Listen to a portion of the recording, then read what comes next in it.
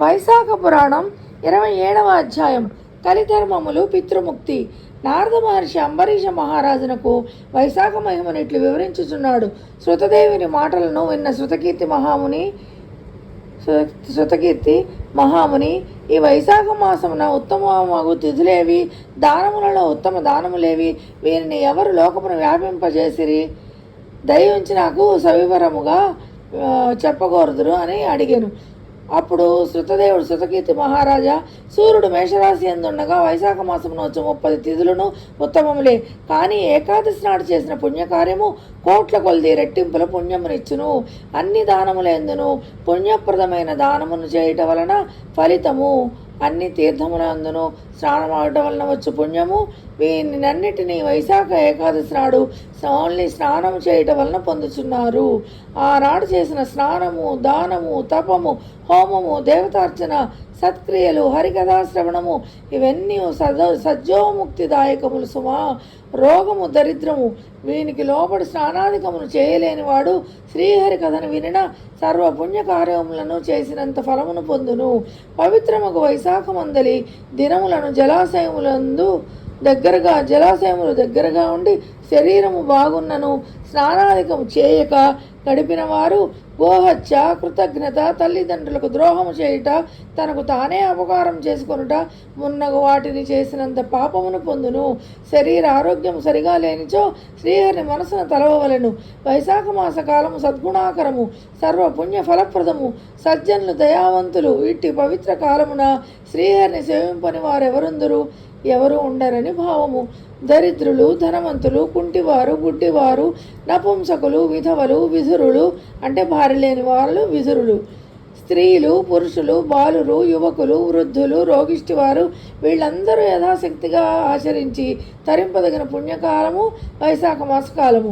సర్వధర్మ కార్య ఫలప్రాప్తికి మూలమైన వైశాఖ మాస ధర్మకార్యములను, స్నాన దానాదులను చేయగోరువారు చేయువారు కూడా సర్వోత్తములు.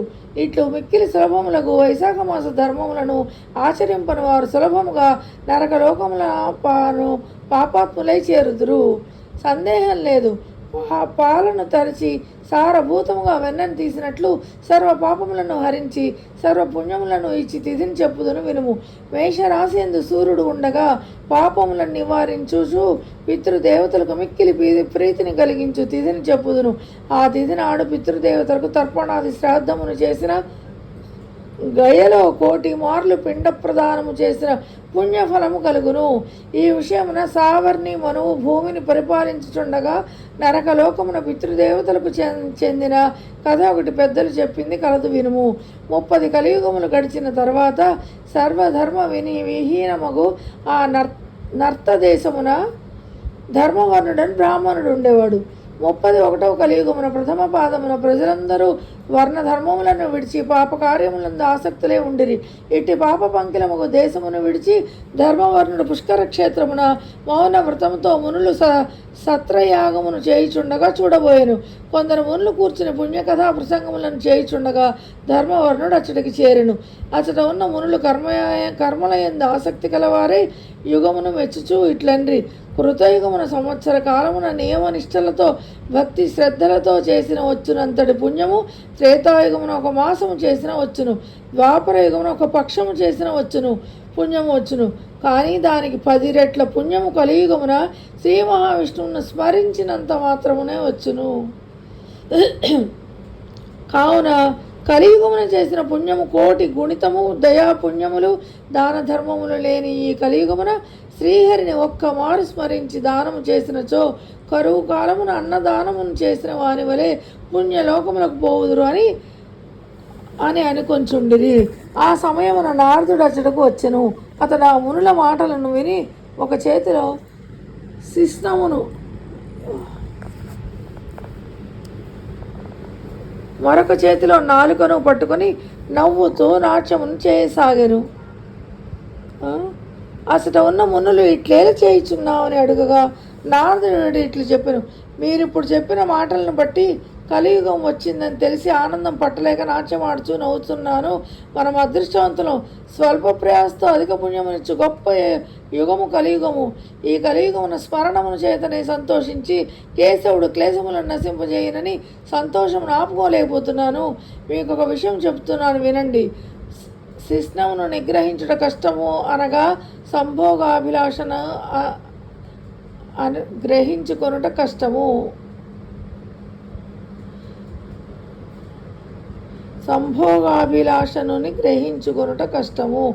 నాలుకను రుచి చూచుట నిగ్రహించుట కష్టము అనగా తిండిపై ధ్యాసను తగ్గించుకొనుట కష్టము. కలియుగమున భోగాభిలాష, తిండి ధ్యాస వీరిని నిగ్రహించుకొనుట మిక్కిలి కష్టము. కావున నేను శిష్ణమును నాలుకను పట్టుకుంటేనే నారదుడు వివరించను. మరియు ఇట్లని శిష్టమును జీవను నిగ్రహించుకొన్నచో పరమాత్మయకు శ్రీహరి దయ ఈ యుగమున సులభ సాధ్యము. కలియుగమున భారతదేశము వేద ధర్మములను విడిచి ఆచార వ్యవహార శూన్యమైనది. కావున మీరు ఈ దేశమును విడిచి ఎచ్చటికైనా వెళ్ళుడు. నారదుని మాటలను విని యజ్ఞాంతమున వారందరూ తమకిష్టమైన ప్రదేశములకు వెళ్ళిరి. ధర్మవర్ణుడును భూమిని విడిచిపెట్టి మరి ఒక చోట ఉండెను. కొంతకాలం అయిన తర్వాత వానికి భూలోకం ఎట్లున్నదో చూడవలనని అనిపించెను. తేజస్సాలియు మహితుడును అగు అతడు దండ కమండలములను జటావల్కములను ధరించి కలియుగ విచిత్రములను చూడదలిచి భూలోకమునకు వచ్చెను. భూలోకమున జనులు వేదబాహ్యమైన ప్రవర్తన కలిగి పాపములను ఆచరించుచు దుష్టులై ఉండిరి. బ్రాహ్మణులు వేద ధర్మములను విడిచిరి. శూద్రులు సన్యాసులైరి. భార్య భర్తను, శిష్యుడు గురువును, సేవకుడు యజమానిని, పుత్రుడు తండ్రిని ద్వేషించుచుండిరి. బ్రాహ్మణులందరూ శూద్రుల వలె అయిరి. ధేనువులు మేకలైనవి, వేదములు కథాప్రాయములైనవి, శుభక్రియలు సామాన్య క్రియలైనవి, భూత ప్రేత పిశాచాదులచే పూజించుచుండిరి. అందరూ సంభోగాభిలాష కలిగి అందులకే జీవితములను కూడా విడుచువారై ఉండిరి. తప్పుడు సాక్ష్యములను చెప్పువారు, మోసగించే స్వభావం కలవారుగానే ఉండిరి. మనసునందొకటి, మాట ఎందు మరొకటి, పని ఎందు ఇంకొకటి అగు రీతిలో ఉండిరి. విద్యాభ్యాసం పారమార్థికము కాక హేతు ప్రధానముగా భావింపబడెను. అట్టి విద్య రాజపూజితమై ఉండెను. సంగీతము మున్నగు వారిని రాజులు ప్రజలు ఆదరించుచుండిరి. అధములు గుణహీనులు పూజ్యులైరి. ఉత్తములను ఎవరు గౌరవించుటలేదు. ఆచారవంతులకు బ్రాహ్మణులు దరిద్రులై ఉండిరి. విష్ణు భక్తి జనులలో కనిపించుటలేదు. పుణ్యక్షేత్రములు వేద ధర్మ విహితములై ఉండెను. శూద్రులు ధర్మ ప్రవక్తలు జటాధారులు సన్యాసులైరి. మానవులు అల్పాయుష్కులై ఉండిరి. మరియు జనులు దుష్టులు దయాహీనులుగా ఉండిరి. అందరూ ధర్మము చెప్పువారే. అందరూ దానమును స్వీకరించేవాళ్లే. సూర్యగ్రహణాది సమయములను ఉత్సవముగా తలిచేవాళ్లే. ఇతరులను నిందించుచు అసూయపడుచు అందరినూ తమ పూజనం కోరుచుండిరి. అభివృద్ధిలో ఉన్న వారిని చూసి అసూయపడుచుండిరి. సోదరుడు సోదరి తండ్రి కుమార్తెను తక్కువ జాతి వారిని కోరుచుండిరి, పొందుచుండిరి. అందరూ వేశ్యాసక్తులై ఉండిరి. సజ్జనులను అవమానించుచుండిరి. పాపాత్ములను గౌరవించుచుండిరి. మంచివారిలోనున్న కొద్దిపాటి దోషమును పెద్దదిగా ప్రచారం చేయుచుండిరి. పాపాత్ముల దోషములను గుణములను చెప్పుచుండిరి. దోషమునే గుణములుగా జనులు స్వీకరించిరి. జలగస్థనములపై వారి పాలను త్రాగదు. జలగస్థనములపై వారి పాలను తాగదు, రక్తమునే తాగును. అట్లే దుష్టులు గుణములను కాక దోషములనే స్వీకరింతురు. ఓషధులు సారహీనములయ్యెను. ఋతువులు వరుసలు తప్పెను అనగా ధర్మములను విడిచినవి. అంతటా కరువు ఉండెను. కన్యలు గర్భవతులగుచున్నారు. స్త్రీలు తగిన వయసున ప్రసవించుటలేదు. నటులు నర్తకులు వీరందు ప్రజలు ప్రేమనంది ఉండిరి. వేదాంత శాస్త్రాదుల యందు పండితులను సేవకులుగా ధనవంతులు చూస్తున్నారు. విద్యావంతులకు బ్రాహ్మణులు ధర్మహీనులను సేవించి ఆశీర్వదించుచుండిరి. అంటే బ్రాహ్మణులే ధర్మహీనులను సేవిస్తున్నారట. అవమానించిన ధనమదాంతులను నీచులను ఆశీర్వదించిన వారికి ఫలం ఉండదు కదా. వేదములందు చెప్పిన క్రియలను శ్రాద్ధములను శ్రీహరి నామములను అందరూ విడిచిరి. ఇప్పుడు కలియుగంలో జరుగుతున్నదే అంతా చెప్తున్నారు. శృంగారమున ఆసక్తి కలవారై అట్టి శృంగార కథలనే చదువుచుండిరి. విష్ణు సేవ, శాస్త్ర చర్చ, యాగ దీక్ష, కొద్దిపాటి వివేకము, తీర్థయాత్ర, దాన ధర్మములు కలియుగమున ఎచ్చట లేవు. ఇది మిక్కిలి చిత్రముగా ఉండెను. ధర్మవర్ణుడు భూలోకమున ఉన్న కలియుగ విధానమును చూసి మిక్కిలి భయపడెను. పాపమును చేయటం వలన వంశనాశనమును గమనించి మరి ఒక ద్వీపమునకు పోయెను. అన్ని ద్వీపములను చూసి పితృలోకమును చూడబోయెను. అచ్చట ఉన్నవారు కష్టతరములకు పనులను చేయుచు మిక్కిలి శ్రమపడుచుండిరి. కింద పడి ఏడ్చుచుండిరి. చీకటి గల నూనెలో పడి గడ్డి పరకను పట్టుకొని నూతిలో పడకుండా వేలాడుచుండిరి. వారికి కింద భయంకరముగా చీకటి ఉండెను. ఇంతకన్నా భయంకర విషయమును చూసెను. ఒక ఎలుక పితృదేవతలు పట్టుకుని వేలాడుతున్న గడ్డి పరకను మూడొంతులు కొరికేసింది. గడ్డి పరకను పట్టుకుని వేలాడుతున్న పితృదేవతలు కిందున్న భయంకరముగా అగాధమును చూసి పైన ఎలుక గడ్డిని కొరికి వేయటం చూసి దీనులై దిక్కించుచుండిరి. ధర్మవర్ణుడును దీనులై ఉన్నవారిని చూసి జాలిపడి మీరి నూతి యందు ఎట్లు పడిరి, ఎట్టి కర్మం చేయుటచే మీకు ఇట్టి పరిస్థితి కలిగను, మీరే వంశము వారు, మీకు విముక్తి కలుగు మార్గం ఏమైనా ఉన్నదా నాకు చెప్పుడు, చేతనకు సాయము చేయుదును అని అడిగాను. అప్పుడు వారు పోయి, మేము శ్రీవత్స గోత్రీయులము, భూలోకమున మా వంశమున సంతానము లేదు, అందువలన పిండములు శ్రాద్ధములు లేక దీనులమై బాధపడుతున్నాము. మేము చేసిన పాపము చే మా వంశం సంతానం లేక ఉన్నది. మాకు పిండమునిచ్చువారు లేరు. వంశం క్షీణించింది. ఇట్టి దురదృష్టవంతులమైన మాకు ఈ చీకటి కోపము పడక తప్పదు. చీకటి కోపమున పడక తప్పదు. మా వంశంలో ధర్మవర్ణుడని కీర్తిశాలి ఒకడే కలడు. అతడు విరక్తి చే వివాహము చేసుకొనక ఒంటరిగా తిరుగుచున్నాడు. ఈ మిగిలిన గడ్డి పరకను చూసివా, మా వంశమున అతడు ఒక్కడే మిగులటం వలన ఇచ్చటను ఇది ఒకటే మిగిలింది. మేమును దీన్ని పట్టుకుని వేలాడుతున్నాము. మా వంశం వాడైన ధర్మవర్ణుడు ఒక్కడే మిగిలెను. దీనికి ప్రతీకగా పితృలోకమున ఉన్న మాకును ఈ గడ్డి పరక ఒకటే మిగిలింది. అతడు వివాహం చేసుకొనకపోవటచే సంతానం లేకపోవటం వలన ఈ గడ్డికి అంకురాలు లేవు. ఈ ఎలుక ఈ గడ్డిని ప్రతిదినము తించున్నది. ఆ ధర్మవర్ణుడు మరణించినను తర్వాత ఈ ఎలుక మిగిలిన గడ్డి ముక్కను తిరివేయును. అప్పుడు మేము అగాధము భయంకరము కోపమున పడుదుము. ఆ కోపము దాటరానిది, చీకటితో నిండింది. కావున నాయన, భూలోకమునకు పోయి మా ధర్మవర్ణుని వద్దకు పోయి మా దైన్యం స్థితిని వివరింపుము. మేము వాని దయకు ఎదురు చూస్తున్నామని చెప్పి వివాహం ఆడుటకు అంగీకరింపజేయము. నీ పితృదేవతలు నరకమున చీకటి కోపమున పడి ఉన్నారు. బలవంతమైన ఎలుక మిగిలిన ఒక గడ్డి పరకను కొరుకుతున్నది. ఆ ఎలుకయే కాలము. ఇప్పటికి ఆ గడ్డిలో 3 వంతులు పోయింది, 1 వంతు మిగిలింది. ఆ మిగిలింది నీవే. నీ ఆయువును గతించుచున్నది. నీవు ఉపేక్షించినచో మావలే నీవును మరణించిన తర్వాత ఇట్లే మాతో పాటు ఇందు పడగలవు. కావున గృహస్థ జీవితమును అవలంబించి సంతతిని పొంది వంశవృద్ధిని చేసి మమ్ము నూతిలో పడకుండా రక్షింపుమని చెప్పుము. పుత్రులు ఎక్కువ మందిని పొందవలను. వారిలో ఒకటైనను గైకుపోయి పిండ ప్రదానం చేయును. అశ్వమేధ యాగము చేయవచ్చును. ఆయా మాస వ్రత విధానము మాకు దానము శ్రాద్ధము ఉన్నగనవి చేయవచ్చును. ఇందువలన మాకు నరక విముక్తి పుణ్యలోక ప్రాప్తి కలుగునకు అవకాశం ఉన్నది. మా వంశం వారిలో ఎవరైనా పాపనాశిని అగూసు విష్ణు కథను విన్నను చెప్పినను మాకు ఉత్తమ గతులు కలుగవచ్చును. తండ్రి పాపి అయినను పుత్రుడు ఉత్తముడు భక్తుడైనచో వాని తండ్రియు తరించును. దయాధర్మ విహీనులకు పుత్రులు ఎక్కువ మంది ఉన్న ప్రయోజనమేమి? శ్రీహరిని అర్చింపని పుత్రులు ఎంతమంది ఉన్ననేమి? పుత్రహీనుడగు వానికి ఉత్తమ గతులు కలుగవు. కావున సద్గుణసారియగు పుత్రులను పొందవలను.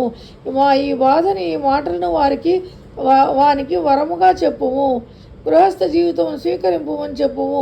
మంచి సంతానమును పొందుమని కూడా చెప్పుము అని వారి పలికిరి. ధర్మవర్ణుడును పితృదేవతల మాటలు విని ఆశ్చర్యమును దుఃఖమును పొందిన వాడై ఇట్లు పలికెను. మీ వంశమును చెందిన ధర్మవర్ణుడని నేనే. వివాహం చేసుకొనరాదను పనికి మాలిన పట్టుదల కలిగి మిమ్మిట్లు బాధపడుచున్నట్లు చేసిన వాడను నేనే. పూర్వము సత్రయాగము జరిగినప్పుడు నారద మహర్షి మానవులకు కలియుగమున గుహ్యావయవము 4 అదుపులో నుండవు, విష్ణు భక్తి ఉండదని చెప్పిన మాటలను బట్టి నేను గుహ్యావయవము అదుపులో ఉండుటకై వివాహం మానితిని. కలియుగమున పాపభూ ఇష్టములకు జనుల సాంగత్యము ఇష్టము లేక ద్వీపాంతరమున వసించుచుండిని. ఇప్పటికీ కలియుగం 3 పాదములు గడిచింది, 4వ పాదమును కూడా చాలా వరకు గడిచింది. నేను మీ బాధను ఎరుగను. మేము ఇట్లు బాధలకు గురి చేసిన నా జన్మ వ్యర్థము. మీ కులమున పుట్టి మీకు తీర్చవలసిన రుణమును తీర్చలేకపోతుని. విష్ణువును, పితృదేవతలను, ఋషులను పూజింపని వాని జన్మ వ్యర్థము. వాని ఉనికి భూమికే భారము. నేను మీ ఆజ్ఞను పాటించి వివాహమాడుదును. కలిబాధలు కలగకుండా, సంసార బాధలు లేకుండా మీ పుత్రుడనై నేను మీకు చేయవలసిన కార్యములను ఆజ్ఞాపింపుడని ప్రార్థించను. ధర్మవర్ణుని పితృదేవతలు వాని మాటలను విని కొంత ఊరట పొందిన ఆయన, నీ పితృదేవతల పరిస్థితిని చూసితివి కదా, సంతానం లేకపోవడచే గడ్డి పరకను పట్టుకొని ఎట్లు వేళ్లాడుతున్నామో చూసితివి కదా. విష్ణు కథల ఎందును రక్తి, స్మరణము, సదాచార సంపన్నత కలవారిని కలిపీడింపడు. శ్రీహరి స్వరూపముకు సాలగ్రామ శిల గాని భారతము గాని ఇంటి యందు ఉన్నచో కలి వారిని బాధింపడు. వైశాఖ వ్రతము, మాఘస్నాన వ్రతము, కార్తీక దీపదానము పాటించు వారిని కలివిడుచును. ప్రతిదినము పాపహరము ముక్తిప్రదము అగు శ్రీహరి కథను విన్నచో కలివారిని పీడింపడు. వైశ్వదేవము, తులసి, గోవు ఉన్న ఇంటిని కలి బాధించడు. ఇట్టివి లేని చోట ఉండకుము నాయన, త్వరగా భూలోకమునకు పోము. ప్రస్తుతము వైశాఖ మాసం గడుస్తున్నది. సూర్యుడు అందరికీ ఉపకారం చేయవలనని మేషరాశి అందున్నాడు. ఈ నెలలోని 30 తిథులను పుణ్యప్రదములే. ప్రతి తిథి యందు చేసిన పుణ్యము అత్యధిక ఫలమునిచ్చును. చైత్ర బహుళ అమావాస్య మానవులకు ఇస్తుంది. పితృదేవతలకు ప్రియమైంది, విముక్తిని కూడా ఇస్తుంది. ఆనాడు పితృదేవతలకు శ్రాద్ధం చేయాలి. జలపూర్ణము కలసముని ఇచ్చి పిండ ప్రదానం చేసినచో గయాక్షేత్రమును చేసిన దానికి 1,000 రెట్లు ఫలితమునిస్తుంది. చైత్రమాస అమావాస్య నాడు శక్తి లేనిచో కూరతోనైనా శ్రాద్ధం చేయవచ్చును. ఆనాడు సుగంధ పానకము గల కలసమును దానమియ్యని వాడు పితృహత్య చేసిన వాడు ఆనాడు చల్లని పానీయమునిచ్చి శ్రాద్ధం చేసినచో పితృదేవతలపై అమృత వర్షం కురియును. ఆనాడు కలసదానము అన్నాదులతో శ్రాద్ధము ప్రశస్తము. కావున నీవు త్వరగా వెళ్ళి కుంభదానమును అంటే నీళ్లతో ఉన్న కుండని దానం చేయాలి. శ్రాద్ధమును, పిండ ప్రదానమును చేయము. వివాహమాడి ఉత్తమ సంతానం పొంది పురుషార్థములను పొంది అందరినూ సంతోషపెట్టి మునివై నీవు కోరినట్లు ద్వీప సంచారం చేయము అని వారు చెప్పిరి. ధర్మవర్ణుడును త్వరగా భూలోకమునకు చేరును. చైత్ర బహుళ అమావాస్య నాడు ప్రాతకాల స్నానమున పితృదేవతలు చెప్పినట్లుగా జలకలస దానము, శ్రాద్ధము ఉన్న వారిని చేసెను. వివాహం చేసుకుని ఉత్తమ సంతానం పొందెను. చైత్ర బహుళ అమావాస్య ప్రశస్తిని వ్యాపింపజేసెను. తుదకు తపమాచరించుటకై గంధమాదన పర్వతమునకు పోయెను అని శృతదేవుడు శృతకీర్తికి వివరించెను. ఈ విషయమును నారదుడు అంబరీషునకు చెప్పెను. వైశాఖ పురాణం 27వ అధ్యాయం సంపూర్ణం. Hi friends, welcome to Radha's all in one. Please like, share and subscribe my channel. Comment also please. Thank you for watching.